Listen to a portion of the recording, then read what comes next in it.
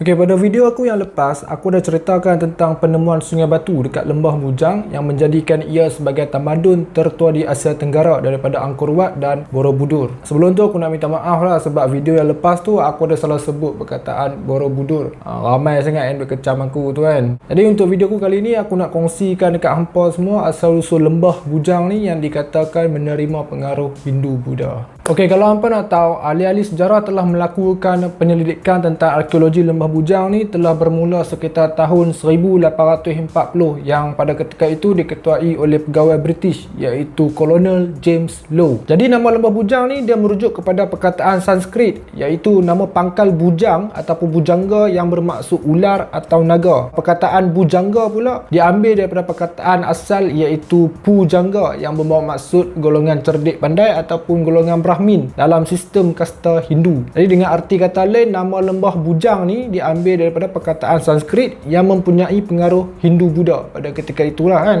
Kawasan Lembah Bujang ini juga pernah juga dikaitkan dengan kerajaan Kedah Tua, di mana kerajaan Kedah Tua dikatakan bermula pembukaan penempatan itu dekat Lembah Bujang. Jadi ada beberapa faktor utama Lembah Bujang ni berkembang sebagai satu pertempatan dan juga pelabuhan. Yang pertama, kemudahan pengangkutan, contohnya sungai dan jalan darat yang baik. Yang kedua, keadaan muka bumi Lembah Bujang ni sangat sesuai sebagai sebuah pertempatan sebab dia ada pantai dan juga tebing di sepanjang sungai Merbuk. Yang ketiga, tempat untuk pedagang-pedagang bertukar barang dagangan seperti pedagang daripada India dan juga China. Sebab mereka fikir bahawa Lembah Bujang ni berada di kedudukan yang strategik di mana di tengah-tengah antara kedua-dua negara ni lah. Jadi asal-usul Lembah Bujang yang dikatakan menerima pengaruh Hindu-Buddha mempunyai beberapa peringkat perkembangan kebudayaan di Lembah Bujang dan kawasan sekitarnya lah menurut Alistair Lamb. Peringkat yang pertama, peringkat perkembangan awal pengaruh Buddha, dan juga peringkat yang kedua, peringkat kegemilangan kerajaan Sriwijaya, dan peringkat yang ketiga peringkat Pengkalan Bujang, dan peringkat yang keempat iaitu peringkat Kuala Muda. Menurut ahli-ahli sejarah yang lain pula mengatakan bahawa agama Hindu-Buddha ni dibawa masuk ke Lembah Bujang melalui 3 tahap. Tahap yang pertama iaitu tahap Buddha awal, di mana mubalih-mubalih agama Buddha ni telah masuk untuk berdagang bersama pedagang-pedagang India. Dan juga tahap yang kedua iaitu tahap Hindu, iaitu penganut Dewa Siva pada masa itulah, di mana kerajaan Sriwijaya ialah